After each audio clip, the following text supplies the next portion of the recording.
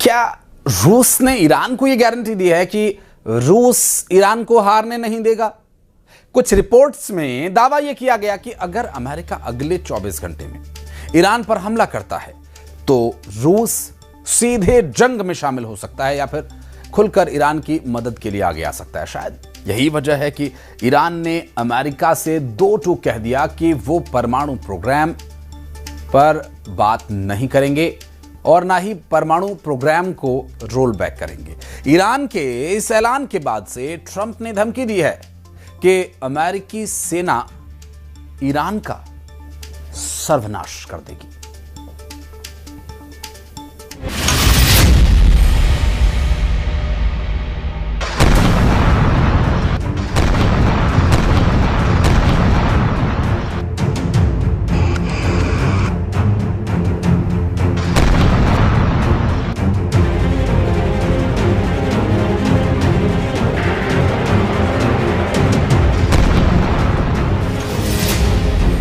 24 घंटे में अमेरिका करेगा हमला। पुतिन ने ईरान को दी 5 गारंटी। अगले 24 घंटे में ईरान पर किसी भी वक्त हमला हो सकता है। ट्रंप का अल्टीमेटम बुधवार रात 8 बजे खत्म हो रहा है। इस बीच ईरान ने पाकिस्तान के जरिए अपना 3 चरण का शांति प्रस्ताव भेजा था, जिसे ट्रंप ने पूरी तरह से खारिज करते हुए कहा कि अब ईरान पर ऐसा भीषण हमला होगा कि ईरान नरक की आग में जलेगा। इधर हॉर्मुज स्ट्रेट अरब सागर के आसपास अमेरिका के 17 से ज्यादा युद्धपोत ईरान को घेर चुके हैं। हैरान करने वाली बात तो ये है, अमेरिका ने अपने 4 विमान वाहक पोत यानी एयरक्राफ्ट कैरियर को ईरान के खिलाफ जंग में उतार रखा है। लेकिन सबसे चौंकाने वाली बात यह है कि जिस तरह से 27 अप्रैल 2026 को रूस के सेंट पीटर्सबर्ग में राष्ट्रपति पुतिन और ईरान के विदेश मंत्री अब्बास अरागची की शानदार मुलाकात हुई है, उससे अमेरिका बुरी तरह से बौखला गया है। पुतिन ने साफ इशारा कर दिया है कि हम ईरान को किसी भी कीमत पर हारने नहीं देंगे। रिपोर्ट्स में दावा किया गया है कि रूस ने ईरान को 5 ऐसी गारंटी दी है, जिससे साफ हो गया है कि अब रूस ईरान के साथ जंग में उतरने जा रहा है। उधर जर्मनी के चांसलर के बयानों से अमेरिका और ट्रंप बुरी तरह से खफा हैं। जर्मन चांसलर फ्रेडरिक मर्ज ने 2 टूक कहा है, ईरान अमेरिका की उम्मीद से कहीं ज्यादा शक्तिशाली निकला है। जर्मन चांसलर फ्रेडरिक मर्ज ने यहाँ तक कह दिया कि ईरान हर दिन अमेरिका और ट्रंप को बेइज्जत कर रहा है और हॉर्मुज में अमेरिका को फंसा दिया है। इधर ईरान ने साफ कह दिया है कि अब अमेरिका से परमाणु मुद्दे पर कोई बात नहीं होगी। हम शुरुआत करते हैं ट्रंप के जंगी अल्टीमेटम और पुतिन की उस गारंटी से, जिसके दम पर अब ईरान लंबी जंग लड़ने को तैयार हो चुका है। रूस की 5 गारंटी से लड़ेगा ईरान। 24 घंटे में आर पार की जंग शुरू।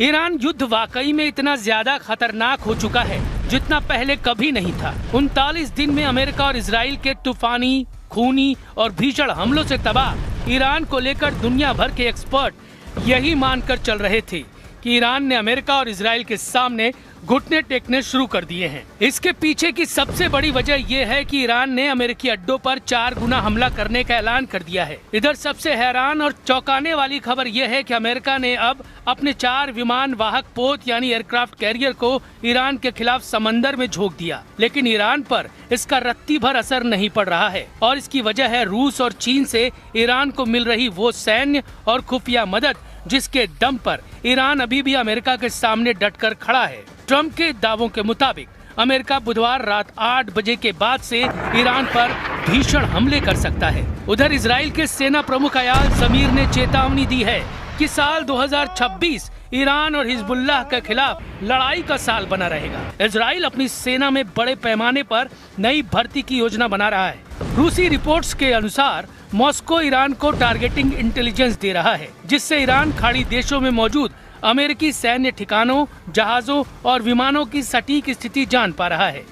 27 अप्रैल को रूस के सेंट पीटर्सबर्ग में पुतिन और अब्बास अरागची की मीटिंग से अमेरिका बुरी तरह से तिलमिला गया है। जरा देखिए क्यों। ईरान के विदेश मंत्री सैयद अब्बास अरागची से रूसी राष्ट्रपति व्लादिमीर पुतिन ने कहा कि उनका देश शांति के लिए ईरान के साथ हमेशा खड़ा रहेगा। पुतिन ने कहा कि ईरान के लोग अपनी आजादी के लिए हिम्मत और बहादुरी से लड़ रहे हैं। उम्मीद है कि ईरान के लोग इस मुश्किल दौर से जल्दी ही निकल जाएंगे। रूस ने गारंटी दी है कि ईरान को किसी भी कीमत पर हारने नहीं देंगे। वहीं ईरानी विदेश मंत्री अरागची ने पुतिन के समर्थन की सराहना करते हुए कहा कि ये सभी के सामने साबित हो गया है कि ईरान के पास रूस जैसे दोस्त और सहयोगी हैं जो ठीक मुश्किल समय में उसके साथ खड़े रहते हैं। ईरान अमेरिका में दूसरे दौर की वार्ता की चर्चा से पहले अरागची पुतिन की इस बैठक को काफी अहम माना जा रहा है। And I'm not going to speculate about the president's decision making on this matter. Suffice it to say that the nuclear question is the reason why we're in this in the first place. Und ich erkenne im Augenblick nicht, welchen strategischen Exit die Amerikaner jetzt wählen. Zumal die Iraner offensichtlich sehr geschickt verhandeln oder eben sehr geschickt nicht verhandeln. Und die Amerikaner da nach Islamabad reisen lassen und ohne Ergebnis wieder abreisen lassen. Da wird eine ganze Nation gedemütigt durch die iranische Staatsführung, vor allem durch diese sogenannten Revolutionsgarden. America को बेइज्जत कर रहा है Iran, German chancellor का बड़ा दावा। 39 दिन तक लगातार ईरान से युद्ध करने वाले अमेरिका और इजराइल की सैन्य ताकत, काबिलियत और फैसलों पर दुनिया भर में सवाल खड़े होने लगे हैं। ईरान ने जिस ताकत और दिलेरी से हमलों का सामना किया है, उसे देखकर जर्मन चांसलर फ्रेडरिक मर्ज ने तीखे बयान दिए हैं, जिसे सुनकर अमेरिका बुरी तरह से बौखला गया है। जर्मन चांसलर फ्रेडरिक ने दो टूक कहा कि ईरान उम्मीद से कहीं ज्यादा शक्तिशाली निकला। फ्रेडरिक मर्ज ने यह भी कहा कि इस वक्त ईरान हर दिन अमेरिका को अपने फैसलों और रणनीतियों से बेइज्जत कर रहा है। जर्मन चांसलर ने कहा कि ईरानी लीडरशिप बातचीत करने या फिर उसे टालने दोनों में माहिर साबित हुई है। ईरानियों ने अमेरिकियों को इस्लामाबाद से बिना किसी नतीजे के वापस भेजकर झटका दिया है। जर्मन चांसलर फ्रेडरिक मर्ज ने कहा कि ईरान के साथ युद्ध शुरू करके अमेरिका फंस गया है। अमेरिका की कोशिश इस युद्ध से निकलने की है, लेकिन वो रास्ता नहीं ढूंढ पा रहा है। ईरान के साथ बातचीत और समझौते की कोशिश में अमेरिका को शर्मिंदगी उठानी पड़ रही है। मर्ज ने साफ तौर पर कहा कि ईरानी वार्ताकारों ने अमेरिका को बार बार अपमानित और बेइज्जत किया है। ईरान के मौजूदा लीडर अमेरिका को अपमानित कर रहे हैं। वे अमेरिकी अधिकारियों को पाकिस्तान बुलाकर बिना किसी नतीजे के वापस भेज रहे हैं। मुझे समझ नहीं आ रहा है कि ईरान युद्ध में अमेरिका किस तरह से बचकर बाहर निकल पाएगा। मर्ज ने ईरान में जंग की तुलना इराक और अफगानिस्तान में अमेरिका के पिछले युद्धों से की है। जर्मनी पश्चिम के उन देशों में शामिल है जिसने अमेरिका के ईरान में युद्ध का लगातार विरोध किया है। Und ich sehe im Augenblick nicht, wie das kurzfristig erreichbar ist, weil die Iraner offensichtlich stärker sind als gedacht und die Amerikaner offensichtlich auch in den Verhandlungen keine wirklich überzeugende Strategie haben. Bedauere das sagen zu müssen, aber es ist im Augenblick eine ziemlich vertrackte Lage. इधर अमेरिकी सेना Iran के खिलाफ नए सैन्य हमले की योजनाएं तैयार कर रही है। पेंटागन हॉर्मुज स्ट्रेट, दक्षिणी अरब खाड़ी और ओमान की खाड़ी में ईरानी सैन्य क्षमताओं को निशाना बनाने के विकल्पों पर विचार कर रहा है। CNN की रिपोर्ट के मुताबिक अमेरिका खास तौर पर ईरान की इस्लामिक रिवोल्यूशनरी गार्ड कॉर्प्स यानी IRGC की फास्ट अटैक बोट्स और माइंस बिछाने में इस्तेमाल होने वाले जहाजों को निशाना बना सकता है। ईरान की नूर न्यूज और मेहर न्यूज एजेंसी ने बताया कि तेहरान के कुछ हिस्सों में हवाई रक्षा बैटरियां सक्रिय कर दी गई थीं। हालांकि उन्होंने इसके कारणों के बारे में साफ तौर पर कुछ भी नहीं बताया और न ही किसी घटना की जानकारी दी है। कुल मिलाकर हालात विस्फोटक है। अब देखना होगा कि बुधवार रात 8 बजे के बाद क्या अमेरिका ईरान पर तूफानी हमले करता है या नहीं। फिलहाल पुतिन ने ईरान का हौसला बढ़ाकर इस जंग को नए दौर में पहुंचा दिया है।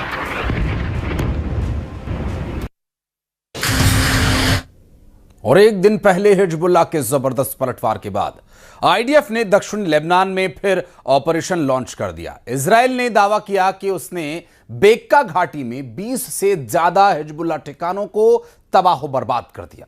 उधर आईडीएफ चीफ ने एक बयान में कहा कि हिजबुल्लाह के खिलाफ साल भर जंग लड़नी पड़ सकती है। दूसरी तरफ एक रिपोर्ट में दावा किया गया कि नेतन्याहू ने कहा है कि हिजबुल्लाह के खिलाफ वो इससे ज्यादा कुछ नहीं कर सकते।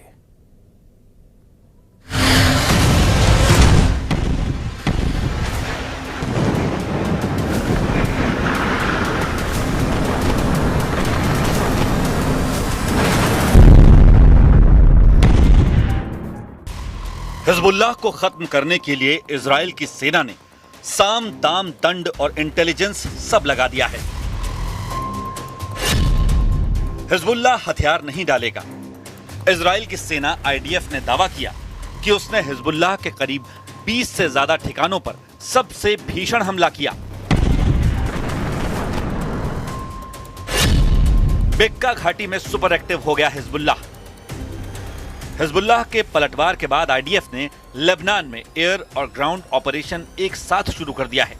आईडीएफ का दावा है कि उसने 24 घंटे में हिजबुल्लाह के उन सभी ठिकानों को टारगेट किया जहां से इजराइल पर हमले हो रहे थे। बेक्का घाटी में हिजबुल्लाह के एम्यूनिशन डिपो को उड़ा दिया। दक्षिणी लेबनान में उन रॉकेट लॉन्च पैड, हथियार भंडार और सैन्य इमारतों को निशाना बनाया गया जो इजराइल के लिए सबसे बड़ा खतरा बने हुए थे। इजराइल की सेना ने दक्षिणी लेबनान के 16 इलाकों को खाली करने का आदेश दिया है। ये ज्यादातर सिदोन जिले या उसके आसपास हैं। सिदोन लेबनान का तीसरा सबसे बड़ा और 6000 साल से ज्यादा पुराना ऐतिहासिक शहर है। आईडीएफ ने अपनी चेतावनी में कहा, जो लोग हिजबुल्लाह के ठिकाने या उनके हथियारों के पास हैं, वो अपनी जान जोखिम में डाल रहे हैं।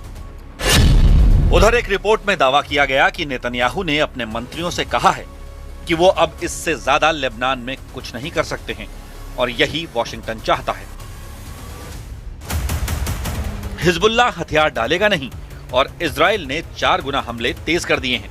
नेतन्याहू ने कहा कि वो हिजबुल्लाह के खिलाफ इससे ज्यादा कुछ नहीं कर सकते हैं। क्या हिजबुल्लाह खत्म होने की जगह और खतरनाक हो गया है? क्या 4 गुना हमले बढ़ाकर इजराइल खुद जंग के भंवर में फंस गया है? लेबनान की जमीन पर जंग खत्म नहीं हुई, बस बदल गई है। इजराइल कह रहा है कि हम हिजबुल्लाह को जड़ से खत्म कर देंगे, लेकिन सवाल यह है कि क्या हिजबुल्लाह खत्म हो रहा है या और ज्यादा घातक बन रहा है? क्योंकि हमले जारी हैं, ड्रोन अभी उड़ रहे हैं और सबसे बड़ी बात, हिजबुल्लाह ने हथियार डालने से साफ इनकार कर दिया है। तो क्या यह जंग अपने आखिरी दौर में या अभी असली खेल शुरू हुआ है?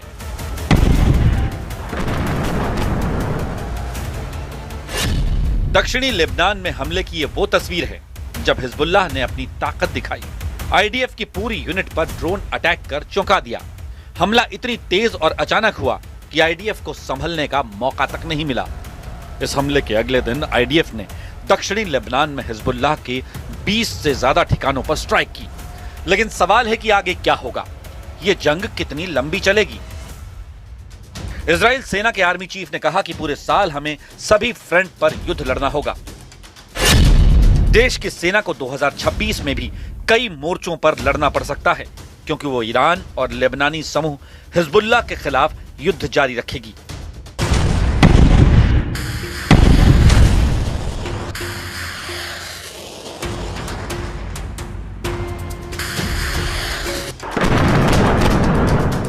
लेबनान, जहां हर दिन आसमान से आग बरस रही है। इजराइल ने अब अपने हमले दक्षिण से बढ़ाकर पूर्वी लेबनान तक फैला दिए हैं। यानी युद्ध अब सीमित नहीं रहा, पूरा फ्रंट खुल चुका है। लेकिन यहां कहानी में एक ट्विस्ट है। हिजबुल्लाह अभी भी जवाब दे रहा है, ड्रोन अटैक कर रहा है, रॉकेट दाग रहा है और टैंक को टारगेट कर रहा है। और यही वजह है कि इंटरनेशनल मीडिया में रिपोर्ट छप रही है, हिजबुल्लाह डाउन लेकिन नॉट आउट। על הניסיון החוזר לרצוח את הנשיא טראמפ ואת רעייתו אנחנו שמחנו שניהם יחד עם בכירי הממשל האמריקני יצאו ללא נגע. אין מקום לאלימות, לא נגד מנהיגים פוליטיים ולא נגד אף אחד. לגבי לבנון, מתקבל הרושם שכאילו צה"ל לא פועל שם. הוא פועל בעוצמה. וצריך להבין שההפרות של חיזבאללה למעשה מפוררות את... इजराइल और हिजबुल्लाह में करीब 3 साल पहले जंग शुरू हुई। तब से हिजबुल्लाह इजराइल के खिलाफ जंग लड़ रहा है। इजराइल के इतने बड़े ऑपरेशन के बाद भी हिजबुल्लाह न सिर्फ जिंदा बल्कि पूरी ताकत से पलटवार कर रहा है। हिजबुल्लाह दुनिया का सबसे ताकतवर फाइटर ग्रुप माना जाता है। इसके पास 1 लाख से ज्यादा लड़ाके होने का दावा है। हाइब्रिड वॉरफेयर के साथ ही इसके पास ड्रोन और मिसाइलों की बड़ी खेप है। लेकिन इस बार की जंग में हिजबुल्लाह को बड़ा नुकसान हुआ है। उसके सैकड़ों लड़ाके मारे गए हैं। टॉप लीडरशिप का सफाया हो गया है। आईडीएफ ने बड़े पैमाने पर हिजबुल्लाह के ठिकानों को तबाह किया है। लेकिन कई रिपोर्ट्स में दावा किया गया है कि हिजबुल्लाह कमजोर जरूर हुआ है लेकिन खत्म नहीं।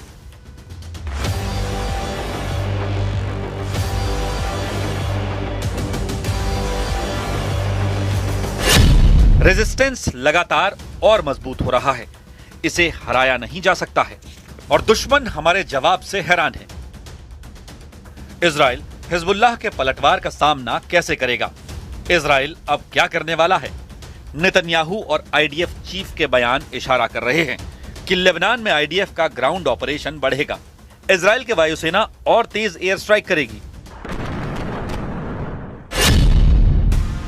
इजराइल का प्लान पूरे दक्षिणी लेबनान पर कब्जे का है। आईडीएफ के ज्यादातर ऑपरेशन दक्षिणी लेबनान में ही एक्टिव हैं। दक्षिणी लेबनान से ही हिजबुल्लाह के ज्यादातर हमले हो रहे हैं। इजराइल दक्षिणी लेबनान को बफर जोन घोषित कर चुका है। इस इलाके से लोगों को जाने की चेतावनी जारी कर चुका है। लेकिन इजराइल का मकसद अभी तक पूरा नहीं हुआ है। 3 साल की लड़ाई के बाद भी इजराइल अभी भी उसी लक्ष्य के लिए काम कर रहा है जहां से उसने शुरुआत की थी। अब हिजबुल्लाह को खत्म करने के लिए इजराइल ने पूरी ताकत झोंक दी है। मतलब साफ है, ये सर्जिकल नहीं, फुल स्केल वॉर मॉडल है। लेकिन क्या इससे हिजबुल्लाह खत्म होगा या हिजबुल्लाह का गुरिल्ला वॉर और फैल जाएगा?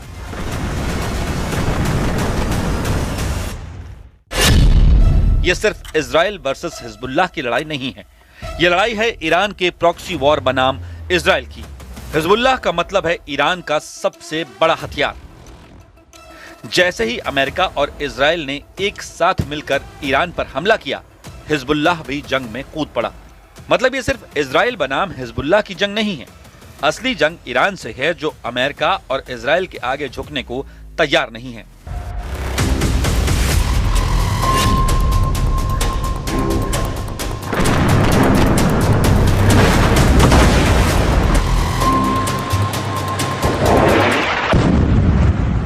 یک امر مهم میانجیگری در مذاکرات بین ایران و آمریکا رو داره انجام میده.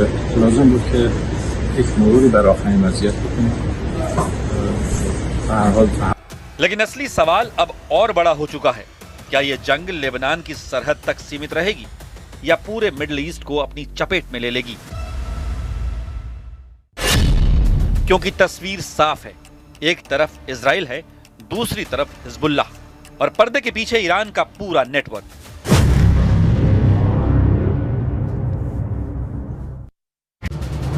ये है न्यूज़ 18 नेटवर्क।